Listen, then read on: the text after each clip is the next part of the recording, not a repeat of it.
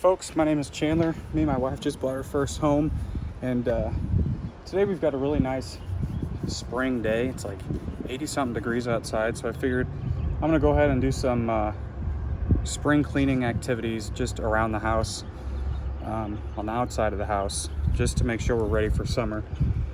And the first thing we're gonna do is clean out the air conditioning unit. We've had it on a couple times, but it's been on and off because the weather's been so wonky. But yeah, that's what we're gonna start with. Gotta grab my nozzle for the hose, and then go inside and make sure that the AC unit is turned off so it doesn't come on when we're trying to clean it. So let's go do that. All right, so we got the AC unit off. The next order of business was actually removing the freeze cover from the spigot outside because it was winter and now we're ready to use it again. So get that removed, hose hooked up, and then to actually clean this unit, I don't actually know how this is supposed to be done, to be honest with you, but what I'm gonna try and do is remove these screws here on every side, pull the top off, or maybe we can just do the fan, taking these four, which I think that might actually work because the fan's hooked up here. We're gonna try that. We'll pull that off and then see what that looks like. All right, so I ended up taking the top off of the fan. It's spinning real fast because the wind's blowing, but it's long enough to stretch and sit on the ground. And this is what the inside of it looks like.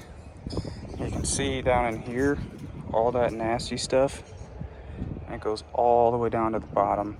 I was just going to take the top off and spray it all out from the inside, but I think I'm going to take these side panels off. That way all the dirt and debris can come out. So I'm going to get these pulled off and then we'll see how dirty it actually looks. All right, so I got those side panels pulled off. What I did is actually I took one completely apart and then left all these intact with one screw in each side so I can move this as one unit. But you can see down here there's a bunch of like grass clippings and stuff from last season. So that's all gonna have to get sprayed out. And I was thinking, since I already got all these panels off, I'm just gonna grab a leaf blower and just blow on this so we get everything wet. Because there's a whole bunch of leaves and stuff down here, so I think I'll just blow all that out and we'll see where we get to after that. But here you can see all that crap lined up. And if you don't know, this is gonna prevent your AC unit's gonna end up working harder to keep the house cool, because these coils, you can see here. Now, I'm not an HVAC expert, but I know there's some sort of liquid in here that pulls all of, let me backtrack. There's a liquid in here that flows through all these coils, and having these coils in here gives more surface area for heat to come out to, instead of just being in these little pipes here. So essentially this allows the unit to cool while the AC unit's running. But if you have, see all this dust and whatnot caked on there, it's gonna take a lot more effort for it to stay cool. So I'm gonna go get the leaf blower and blow this thing out.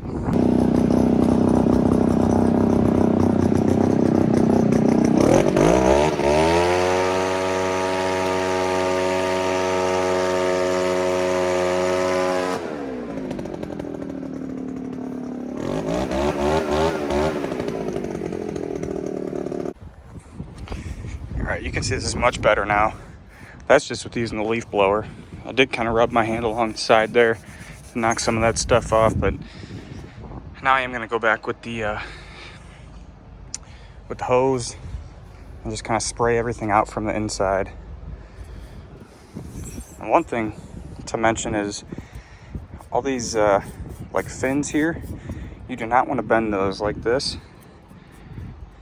It's not too big of a deal because these are on top, but if you get some that are down here, they're all bent out of shape. That's also going to cause issues for energy's sake and keeping your house cool. But most of these look pretty good. So we're gonna get the hose out and blow this out. We'll be back after that. All right, so after spraying it down, this is what we're looking like. Listen, it's not perfect. You can still see there's kind of dirt, maybe some water in there still too. But that is so much better than what it was. Here's a good example of what it looks like if you got some of them coils bent, those fins. I know they sell tools that you can, it's kind of like a brush, and you kind of put them in between the fins and kind of scrape them out to make them more straight again. But I don't have one of those, so this is gonna have to stay. But perfect? No. Done? Yes. So now we just put this whole thing back together. And that's it. That's how you clean the AC unit. All right, there it is. See all those fins in there? Nice and clean. You can kind of actually see the pipes going in between all of them if you get at a good angle of it. Well, maybe not. Oh, we'll get this cleaned up, and then we're gonna move on to the next task, which is the gutters. This is gonna be a good one. I haven't actually been up there to see what they look like, but the front of them are disgusting. That's not what we're gonna be tackling today. Our issue is the gutters in the back are coming off the fascia board. So I gotta put some screws in those, put them back together onto the house, and then we should be good. Now the problem we're having with the gutters is, actually, I'll show you in a minute. Let me get in the backyard first. All right, so here's the problem with the gutters. You can kind of see up here on the right, that gutter kind of tilts down a little bit. And that's causing a lot of issues in the basement. So this water, I came out here during a storm once, and it's just flowing straight down from the gutter. It's not traveling over to the other side. It's just flowing straight down from the gutter, landing down here by the foundation. And then my belief is it's getting down into the ground and going through some sort of crack in the foundation. And the crack is at the very, very bottom. It's not like a horizontal crack. Well, it might be actually, I don't know. But we get water here in the bottom corner of the basement, and then right here where these cinder blocks are used to be a door to come up from the basement to the outside, but they blocked it off. And we also get water coming in about right here in the basement.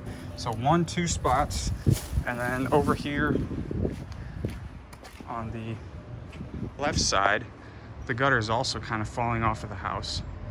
So we'll put a screw or two in there. And then we also get a little bit of water down in this corner flowing out to the middle of the basement. But I think that this problem is because of this. This downspout always keeps coming unconnected. So I got to figure out how to secure that more properly. And I think that'll fix the problem, but even so, I'm still gonna put a few screws up in the gutter here and on the other side. So I'm gonna grab a ladder, take care of that. We'll see if there's any blockages up there. There might be leaves, I don't know, we'll see. All right, so we're up on the roof, or not on the roof, we're up on the ladder. And this is our gutter sitch. This needs to be tight up to the fascia. Look at them nails popping out. There's not a whole lot of debris up here, so I think we're good on that end. But let's see if we can get all the way down there. You can kind of see the gutter falling off to the left there. So put a few screws in there and then see what it looks like. All right, we got 2 screws up here, and you can see how much better that gutter is. It's much more straight than the previous time. So now let's do the left side. All right, so while I'm up here on the ladder, I figured I'd show you what the gutter looks like before it's pulled away from the fascia. That's bad. It's also leaning forward, which I don't know how to fix that, but I think if we just get this thing screwed up to the fascia back here, that'll be much better. Maybe you can see a little bit better of a gap. But it's pretty much under the shingles over there, but here, huge gap. So that could be where the problem is too.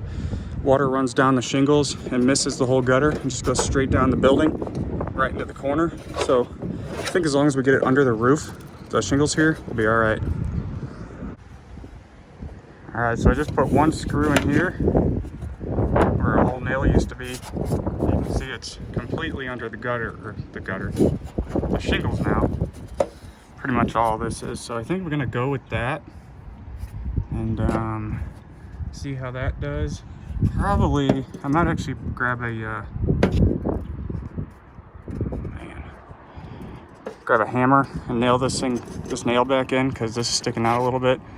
But besides that, I mean, that should catch all the water. So in terms of no more water in the basement, I'm hoping that works. If it doesn't, I'm sure you'll see a video of trying to fix whatever the issue is, but I'm hoping that does it, and then we'll get this downspout back connected, get it connected a little better, and then